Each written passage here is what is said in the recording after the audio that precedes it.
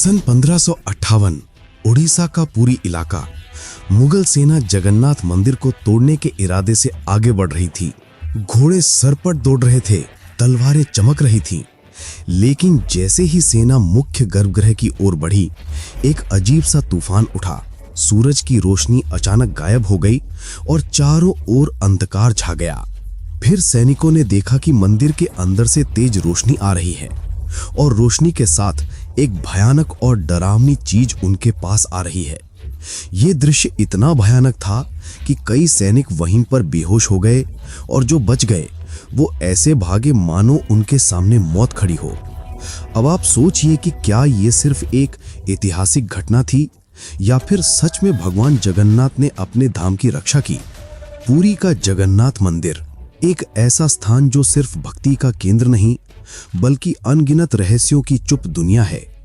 क्या आपने कभी सोचा कि क्यों इस मंदिर का ध्वज हमेशा हवा के विपरीत दिशा में उड़ता है और क्यों मंदिर के ऊपर लगे सुदर्शन चक्र हर दिशा से ऐसा लगता है मानो आपको ही देख रहा हो। यहाँ तक कि प्रसिद्ध किताब भविष्य मल्लिका में इस मंदिर को लेकर कली युग की कई भविष्यवाणियां की गई हैं जो कि सारी की सारी सच हुई हैं।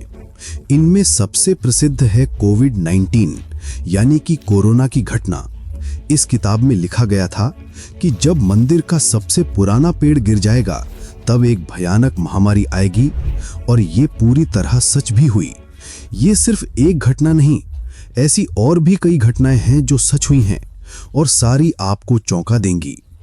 इस मंदिर के अंदर ऐसे और भी कई अनसुने और खतरनाक रहस्य छुपे हुए हैं जो आपके होश उड़ा देंगे। और सबसे बड़ा रहस्य है ब्रह्म पदार्थ का, यानी कि श्री कृष्ण का दिल।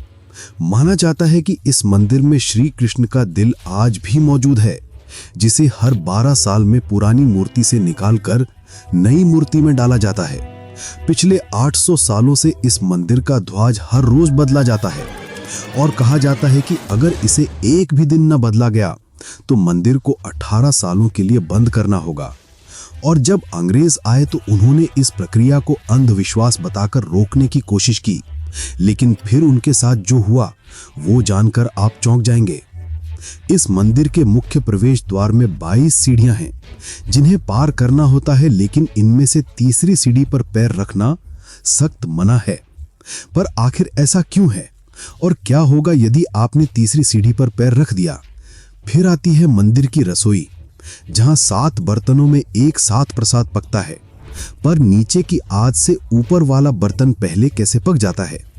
क्या मंदिर की रसोई विज्ञान के नियमों को भी चुनौती देती है? ऐसे ही और भी न जाने कितने चौंका देने वाले रहस्य। ये सिर्फ एक मंदिर नहीं, ये एक ऐसा तीर्थ है जहां धर्म, विज्ञान, वास्तु और चमत्कार चारों एक साथ खड़े हैं, जहां श्रद्धा सिर्फ पूजा नहीं बल्कि रहस्यों से सामना करने की तैयारी है।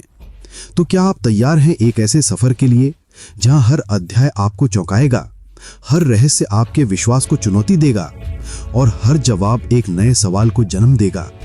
चलिए चलते हैं जगन्नाथ मंदिर की उस रहस्यमय यात्रा पर जहां भगवान खुद हर सवाल का उत्तर हैं। 15 जून 2015 रात को घड़ी में 12 बजते ही पूरी शहर की बिजली काट दी गई।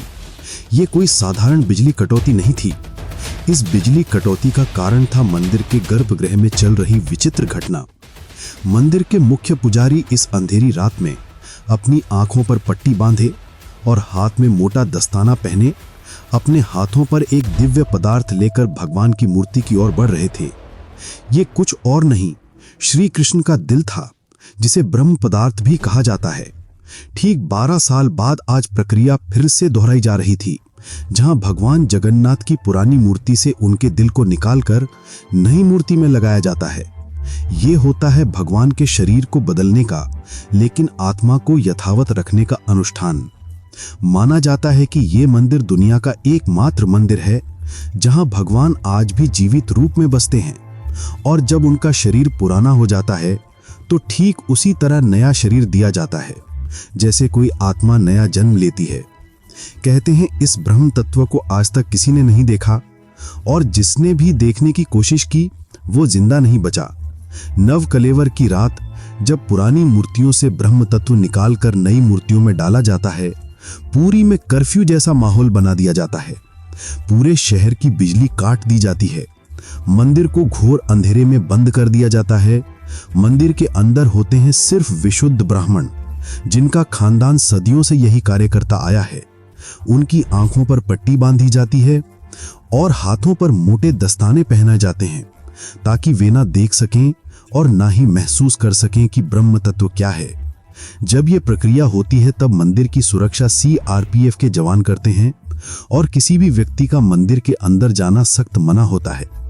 जब 2015 में यह अनुष्ठान हुआ था तो एक पांडे ने उस ब्रह्म तत्व को हाथ लगा दिया था, जिसके बाद वो तुरंत ही बेहोश हो गया और जब आंख खुली तो वे मानसिक रूप से पूरी तरह अस्थिर हो गया था। तो सवाल उठता है, ब्रह्म तत्व आखिर है क्या? क्या ये कोई दिव्य ऊर्जा है? क्या ये सिर्फ विश्वास है, या सच में कोई ऐसा अविनाशी पदार्थ मौजूद है जो युगों से युगों तक जीवित है? माना जाता है कि यह ब्रह्म पदार्थ काफी ज्यादा शक्तिशाली है, जिससे लगातार दिव्य ऊर्जा निकलती रहती है और हमेशा हल्का सा कंपन महसूस होता रहता है। प्रसिद्ध इंडियन आर्कियोलॉजिस्ट प्रवीण मोहन के हिसाब से श्री कृष्ण सिर्फ एक इंसान नहीं बल्कि एक सुप्रीम बीइंग थे। उनके मुताबिक ब्रह्म पदार्थ, जिसे श्री कृष्ण का दिल भी कहा जाता है, वो असल में एक आर्क रिएक्टर है, यानी कि एक ऐसा डिवाइस जो भयंकर स्तर की ऊर्जा उत्पन्न करता है। उन्होंने ये तक बताया कि क्यों जगन्नाथ की मूर्तियों को लकड़ी से बनाया जाता है। उनके अनुसार लकड़ी बिजली को कंडक्ट नहीं करती, जिस कारण वो ब्रह्म पदार्थ से निकलने वाली इलेक्ट्रोमैग्नेटिक एनर्जी को रोक लेती है। वैसे तो माना जाता है आज तक इसे किसी ने नहीं देखा है, पर आज से करीब 50 साल पहले एक व्यक्ति ने दावा किया था कि उसने इस हृदय को देखा है। उसने कहा कि हृदय चांदी की तरह तरल बह रहा था और यही तरल लकड़ी को कमजोर कर देता है, जिस कारण हर 12 साल में मूर्ति को बदलना पड़ता है। उसने ये तक कहा कि जब इस हृदय को प्रकाश में लाया गया तो ये चक्र की तरह घूमने लगा और जोर से कंपन करने लगा, यानी कि जब इस ब्रह्म पदार्थ को रोशनी मिलती है तो ये और भी ज्यादा सक्रिय हो जाता है, जो कि खतरनाक साबित हो सकता है। जिस कारण हर बार जब इसे पुरानी मूर्ति से नई मूर्ति में बदला जाता है तब पूरी शहर की बिजली काट दी जाती है।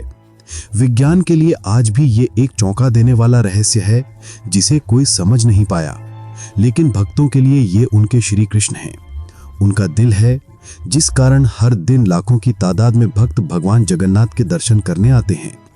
वैसे क्या आपको पता है कि जब श्री कृष्ण की मृत्यु हुई तब पांडवों ने उनके शरीर को जला दिया था, पर फिर कैसे उनका हृदय बच गया और वो पुरी तक कैसे पहुंचा, और इस भव्य मंदिर की रचना किसने की? आखिर कौन था जिसने बड़ी ही चमत्कारी तरीके से भगवान जगन्नाथ की मूर्ति बनाई? तो चलिए जानते हैं अब इस रहस्यमयी और रोचक घटना को, जो आपको इंटरनेट और किताबों में नहीं देखने को मिलेगी। लेकिन उससे पहले अगर आपको वीडियो अच्छी लग रही है तो इसे लाइक करके कमेंट में जय जगन्नाथ जरूर लिखिए।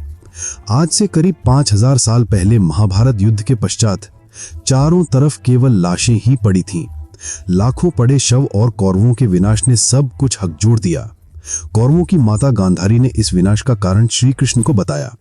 उनके हिसाब से अगर श्री कृष्ण चाहते तो ये युद्ध होता ही नहीं, पर उन्होंने ऐसा नहीं किया, जिसके कारण क्रोधित होकर गांधारी ने श्री कृष्ण को श्राप दिया, जिस प्रकार मेरे वंश का विनाश हुआ है ठीक उसी प्रकार तुम्हारे भी वंश का विनाश हो जाएगा।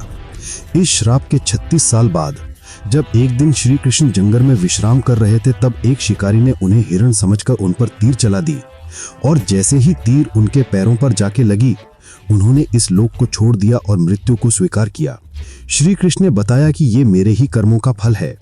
उन्होंने समझाते हुए कहा कि पिछले जन्म में तुम महान वानर राजा बाली थे, जिसे मैंने ही राम अवतार में छल से मार दिया था, और उसी कारण आज तुम मेरे मृत्यु का कारण बने। अमर हृदय की उत्पत्ति। माना जाता है कि जब श्री कृष्ण की मृत्यु की खबर पांडवों को मिली तो उन्होंने पूरे रीति रिवाज से श्री कृष्ण का अंतिम संस्कार किया, और जब उनके शरीर को जलाया गया तो उनका पूरा शरीर पंच तत्वों में विलीन हो गया, परंतु उनका हृदय बच गया और जलने की बजाय और भी अधिक ऊर्जा से धड़कने लगा। इस हृदय को ही बाद में ब्रह्म पदार्थ कहा गया।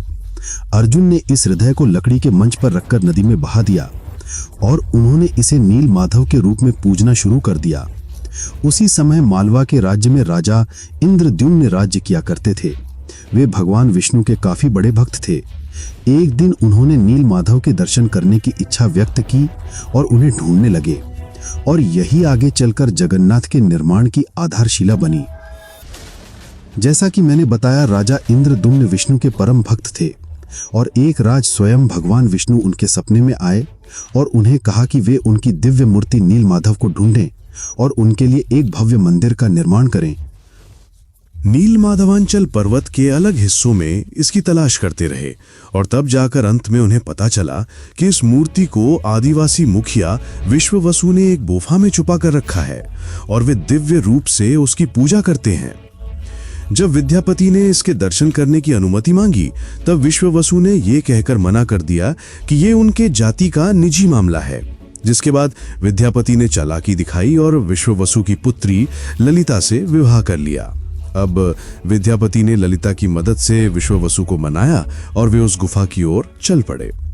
जैसे ही विद्यापति ने उस नील माधव की मूर्ति को देखा, वे उसकी ऊर्जा से काफी ज्यादा प्रभावित हुए और उन्होंने तुरंत ही ये बात राजा इंद्रद्युम्न को बताई।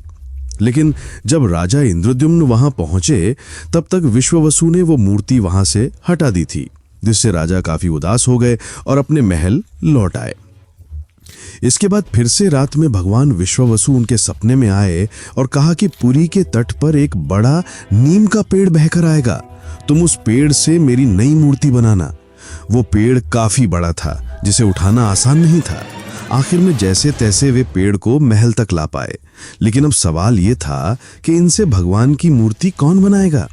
बहुत से कारीगरों ने इस पेड़ से मूर्ति बनाने की कोशिश की, लेकिन सब असफल रहे। उन्होंने कहा कि पेड़ इतना ज्यादा मजबूत है कि हमारे छेनी हथौड़ी का उस पर कोई असर नहीं हो रहा। ये सुनकर राजा काफी परेशान हो गए। तभी एक दिन भगवान विश्वकर्मा एक बूढ़े साधु के रूप में वहां पधारे और उन्होंने कहा कि वे ये मूर्ति 21 दिनों में बना कर देंगे। राजा काफी प्रसन्न हुए, पर उस बूढ़े आदमी ने एक शर्त रखी। उसने कहा कि मैं एक कमरे में बंद रहकर 21 दिनों में ये मूर्ति बनाऊंगा और तब तक कोई भी इस कमरे का ना तो दरवाजा खोलेगा और ना ही कोई अंदर आएगा।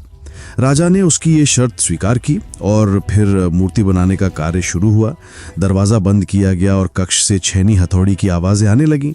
लेकिन 15 दिनों बाद अचानक से छेनी हथौड़ी की आवाज आना बंद हो गई। महाराज की रानी गुंडिच्चा काफी चिंतित हो गई और महाराज को कहा कि हमें दरवाजा खोलकर देखना चाहिए, शायद वो वृद्ध व्यक्ति भूख और प्यास की वजह से मर तो नहीं गया होगा। राजा ने शुरुआत में तो मना किया, पर बाद में वे इसके लिए मान गए और दरवाजा खोल दिया। लेकिन जब दरवाजा खोला तो सभी हैरान रह गए। वो वृद्ध व्यक्ति गायब हो चुका था और पीछे केवल 3 अधूरी मूर्तियां थीं। राजा को यह देखकर काफी दुख हुआ, क्योंकि उनकी शर्त तोड़ने की वजह से भगवान की मूर्तियां आधी रह गईं। जगन्नाथ भगवान के हाथ और पैर अधूरे थे। बलराम और देवी सुभद्रा की मूर्तियां भी अधूरी थीं। जब राजा मूर्ति के पास गए, तब उन्हें दिल की धड़कन महसूस हुई और मूर्ति के अंदर से एक दिव्य आवाज आई, जिसने राजा को बताया कि श्री कृष्ण का हृदय इस मूर्ति के अंदर है। राजा ने इन मूर्तियों को स्थापित किया और आज यही अधूरी मूर्तियां भगवान जगन्नाथ के रूप में पुरी में पूजी जाती हैं। वैसे दोस्तों, आपको एक बात बता दूं, जो हो रहा है वो पहले ही लिखा जा चुका है और जो लिखा गया है वही होकर रहेगा। ये कोई फिल्मी डायलॉग नहीं, बल्कि पुरी के भक्तों की आस्था और सच्चाई है भविष्य मालिका की। तो चलिए जानते हैं उन भविष्य मालिका की घटनाओं को जो आज सच साबित हो रही हैं। मित्रों, इस मंदिर का इतिहास और वर्तमान एक भविष्यवाणी से जुड़ा हुआ है। भविष्य मालिका एक दिव्य ग्रंथ है जिसे लगभग 500 साल पहले ओडिशा के महान संत आचार्य महाप्रभु अच्युतानंद ने लिखा था।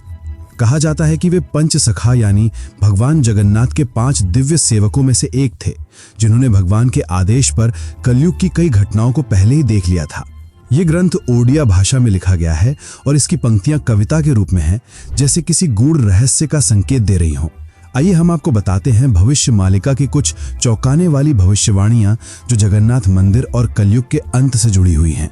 इस ग्रंथ की सबसे चौंकाने वाली भविष्यवाणी 4 साल पहले काफी ज्यादा वायरल हुई थी, जब लोगों ने दावा किया कि इसमें कोरोना महामारी का वर्णन भी है।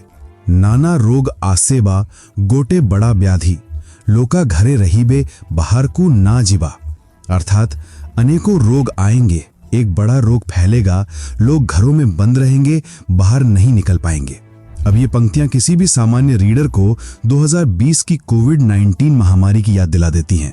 पुरी और ओडिशा में कई संतों और विद्वानों ने इसे भविष्य मालिका की सटीक भविष्यवाणी माना। इस किताब की एक और बात, इसमें जिक्र किया गया है कि मंदिर परिसर में जगन्नाथ के बारे में एक बार फिर से बातें होने लगीं। कहते हैं कि पापनाश एकादशी के दिन जगन्नाथपुरी मंदिर में एक अखंड महादीप जलाया गया था, लेकिन अचानक तेज हवा चली और झंडा उड़कर दीपक के ऊपर चला गया, जिससे मंदिर के गुंबद पर आग लग गई। ये घटना 19 मार्च 2020 को हुई थी। कहा जाता है कि दूसरे मंदिरों की तरह जगन्नाथ मंदिर के गुंबद पर कभी कोई पक्षी नहीं बैठता और न ही इस पर कोई प्लेन या हेलीकॉप्टर उड़ता है। लेकिन जुलाई 2020 के बाद से मंदिर के गुंबद पर गिद्ध, चील और बाज को देखा गया था। ये पक्षी मंदिर के गुंबद, स्तंभ और नील चक्र पर भी बैठे थे। अपने चक्रवात फानी के कारण ये विशालकाय चक्र टेढ़ा हो गया था। ऐसी और भी कई भविष्यवाणियां हैं जो सच हो चुकी हैं और कई प्रसिद्ध भविष्यवाणियां हैं जो आने वाले समय को लेकर की गई हैं। भविष्य मालिका कोई साधारण ग्रंथ नहीं, बल्कि वो कायनात का रोड मैप है जिसे बस समझने की जरूरत है। तो चलिए अब जानते हैं कि जब मुगल सेना ने मंदिर पर आक्रमण किया तो क्या हुआ और कैसे ब्रिटिशर्स ने भक्तों की श्रद्धा को अंधविश्वास बताकर मंदिर को बंद करने की कोशिश की। क्योंकि इस बार कोई साधारण लुटेरा नहीं, मुगल सेना खुद मंदिर को गिराने के इरादे से आ रही थी। काला पहाड़ नाम का अफगान जनरल, जो तब बंगाल का गवर्नर था, उसकी क्रूरता इतनी बदनाम थी कि उसका नाम सुनकर ही लोग कांप उठते थे। मंदिर की शांति में एक भयंकर आंधी की आहट आने लगी। जैसे ही सैनिक मुख्य गर्भगृह की ओर बढ़े, अचानक मौसम बदल गया। तेज हवाएं चलने लगी, आकाश काला पड़ गया, सूरज की रोशनी एकदम गायब हो गई और मंदिर के चारों ओर एक रहस्यमयी घना अंधेरा छा गया। मंदिर के भीतर से एक चमकती हुई रोशनी निकली जो किसी इंसान की नहीं थी। ये रोशनी जैसे ही बाहर आई, पूरा मैदान एकाएक शांत हो गया। सैनिकों में अफरा तफरी मच गई, कुछ बेहोश हो गए, कुछ उल्टे भागने लगे। बिना एक भी तलवार चले काला पहाड़ की पूरी फौज पीछे हट गई। आज भी पुरी के लोग कहानियों में ये कथा सुनाते हैं कि जब भगवान की मर्यादा पर वार होता है तो वो खुद प्रकट होकर अपने धाम की रक्षा करते हैं। अब दूसरी घटना की बात करते हैं, जो है अंग्रेजों का विरोध और रथ यात्रा का संघर्ष। जब 1803 में अंग्रेजों ने पुरी पर कब्जा किया, तब उन्होंने कई प्राचीन मंदिरों की संपत्तियों और अधिकारों को छीन लिया। लेकिन पुरी का श्री जगन्नाथ मंदिर एक ऐसा स्थान बना जहां जनता ने कभी भी नियंत्रण नहीं छोड़ा। ब्रिटिश अधिकारियों को मंदिर की अलौकिक घटनाएं और भक्तों की श्रद्धा समझ नहीं आती थी, इसलिए उन्होंने इन्हें सुपरस्टिशन कहकर मजाक बनाना शुरू कर दिया। सन 1805 में ब्रिटिश कलेक्टर मिस्टर हंटर ने पुरी मंदिर के रिचुअल्स को इर्रेशनल और बारबैरिक कहा। बात तब और बिगड़ी जब सन 1866 में ब्रिटिश प्रशासन ने पुरी की रथ यात्रा को बंद करवाने की साजिश रची। उन्होंने ये तर्क दिया कि रथ यात्रा के दौरान भीड़ अनियंत्रित हो जाती है और ये प्रशासनिक खतरा है, ये कहते हुए कि अगर भगवान नहीं चलेंगे तो हम भी नहीं चलेंगे। इस जनता के दबाव और आक्रोश के चलते ब्रिटिश सरकार को पीछे हटना पड़ा और 1864 में फिर से रथ यात्रा की अनुमति दी गई। इसके बाद अंग्रेजों ने कभी पुरी मंदिर के अंदरूनी मामलों में दखल नहीं दिया। अब चलिए आपको बताते हैं जगन्नाथ की तीसरी सीढ़ी का रहस्य, जिसे यमलोक का द्वार भी कहा जाता है। तब भगवान जगन्नाथ ने कहा कि तुम इस मंदिर की तीसरी सीढ़ी पर अपना स्थान ग्रहण कर लो और जगन्नाथपुरी के दर्शन करने वाले यमलोक में कोई नहीं आएगा, और जो भी इस मंदिर की तीसरी सीढ़ी पर पैर रखेगा उसके पुण्य शून्य हो जाएंगे और उसे यमलोक जाना पड़ेगा। और तभी से इस सीढ़ी को यमशिला कहा जाता है, क्योंकि इसमें यम का वास है। अब अगर हम पूरी मंदिर के ऊपर लगे सुदर्शन चक्र की बात करें तो देखने वालों ने यह दावा किया है कि इस सुदर्शन चक्र को आप मंदिर के किसी भी कोने से देखोगे तो ऐसा लगेगा मानो वो आपको ही देख रहा हो। मतलब इसे जिस भी दिशा से देखो ये सामने की ओर ही दिखता है। इसे आम भाषा में ऑप्टिकल इल्यूजन कहा जाता है, पर यह आज भी विज्ञान के परे है कि कैसे इतने भारी चक्र को मंदिर के ऊपर लगाया गया और कैसे उस समय के लोगों ने यह ऑप्टिकल इल्यूजन बनाया जिससे चक्र हमेशा सामने की ओर दिखता है। इसे आज भी विज्ञान नहीं समझ पाया, पर भक्तों के अनुसार ये श्री कृष्ण का चक्र है जिसे उन्होंने इस दुनिया की रक्षा के लिए इस मंदिर में स्थापित किया है। और भविष्य मालिका की एक और पंक्ति के हिसाब से जब ये मंदिर समुद्र में समा जाएगा तब कलयुग अपने अंतिम चरण पर होगा और तब आएंगे विष्णु के आखिरी अवतार कल की। अब जानते हैं पुरी के रसोई घर के बारे में। जगन्नाथपुरी का रसोई घर दुनिया की सबसे बड़ी और सबसे रहस्यमयी रसोई है, जिसके अनोखे तथ्य और परंपरा भक्तों को आश्चर्यचकित कर देते हैं। रसोई का सबसे बड़ा रहस्य यह है कि यहाँ भोजन 7 मिट्टी के बर्तनों में बनाया जाता है और हर एक बर्तन को एक के ऊपर एक रखा जाता है। और स्वाभाविक है कि सबसे नीचे के बर्तन में ज्यादा आंच आ रही है तो उसे सबसे पहले पकना चाहिए, लेकिन पुरी में ऐसा नहीं होता। ये चौंकाने वाली बात है कि 7 बर्तनों में जो सबसे ऊपर होता है उसका खाना पहले पकता है, जो विज्ञान के सारे तथ्यों को गलत साबित करता है। यहाँ भोजन बनाने का कार्य केवल सेवायत ब्राह्मणों द्वारा किया जाता है और किसी भी बाहरी व्यक्ति को इसमें प्रवेश की अनुमति नहीं है। इस पवित्र रसोई में किसी प्रकार के आधुनिक ईंधन या गैस का उपयोग नहीं किया जाता, बल्कि केवल लकड़ी के चूल्हे पर पारंपरिक विधि से प्रसाद बनाया जाता है। पुरी मंदिर में रोजाना लगभग 50,000 से 2 लाख लोगों तक को महाप्रसाद बांटा जाता है, लेकिन चमत्कार देखो, कभी भी खाना बर्बाद नहीं होता और कभी भी कम नहीं पड़ता। मान्यता है कि मां लक्ष्मी स्वयं प्रतिदिन रसोई में आती हैं और रसोई के सेवकों को अंतः प्रेरणा देती हैं कि आज कितनों के लिए प्रसाद तैयार करना है। ये सिर्फ परंपरा नहीं, सदियों से चलती लीला है जिसे आज तक कोई इंसानी गणित नहीं समझ पाया। एक और चौंकाने वाली बात तो यह है कि इतने बड़े किचन में जहां 500 से ज्यादा रसोइये और सेवक काम करते हैं, जहां हर दिन सैकड़ों क्विंटल अनाज, सब्जियां और मसाले इस्तेमाल होते हैं, वहां ना कोई बदबू होती है और ना कोई मक्खी। कहा जाता है कि ये अग्निदेव और माता लक्ष्मी की कृपा है जो इस रसोई को हर प्रकार की अशुद्धता से दूर रखती है। 18वीं शताब्दी में मराठा शासन काल के दौरान एक बार एक अधिकारी ने रसोई के चमत्कार को अंधविश्वास बताते हुए जानबूझकर बर्तनों की संख्या बदलने का आदेश दिया, लेकिन इसके बावजूद उस दिन भी पुरी में महाप्रसाद एकदम सटीक बना, न एक दाना कम न एक दाना ज्यादा। इसके बाद अधिकारी ने रसोई में दोबारा हस्तक्षेप न करने की कसम खाई। वैसे तो दोस्तों ऐसे और भी कई चौंकाने वाले रहस्य हैं, पर उन्हें एक ही वीडियो में बता पाना नामुमकिन है। इसलिए चलिए चलते हैं आखिरी अध्याय की ओर। लेकिन उससे पहले अगर आपको ये डॉक्यूमेंट्री अच्छी लग रही है तो कमेंट में जरूर जगन्नाथ लिखें। कभी कभी जीवन में कुछ चीजें ऐसी होती हैं जिन्हें ना तर्क से समझा जा सकता है और न ही विज्ञान से परखा जा सकता है। पुरी के श्री जगन्नाथ मंदिर का हर पत्थर, हर कोना हमें एक ऐसी दुनिया में ले जाता है जहां भक्ति और बुद्धि, विज्ञान और विश्वास, संघर्ष और समाधान सब एक साथ चलते हैं। जगन्नाथ केवल भगवान नहीं, एक चेतना है जो हमें ये सिखाते हैं कि जब विज्ञान चुप हो जाए तो श्रद्धा बोलती है। तो अब सवाल यह है, क्या ये सब केवल संयोग है या कहीं ना कहीं कोई ऐसी शक्ति है जो इन सबको संचालित कर रही है? आप क्या मानते हैं? क्या आपने कभी इन रहस्यों को खुद महसूस किया है? अगर हाँ, तो ये वीडियो सिर्फ जानकारी नहीं बल्कि आपकी अपनी यात्रा है।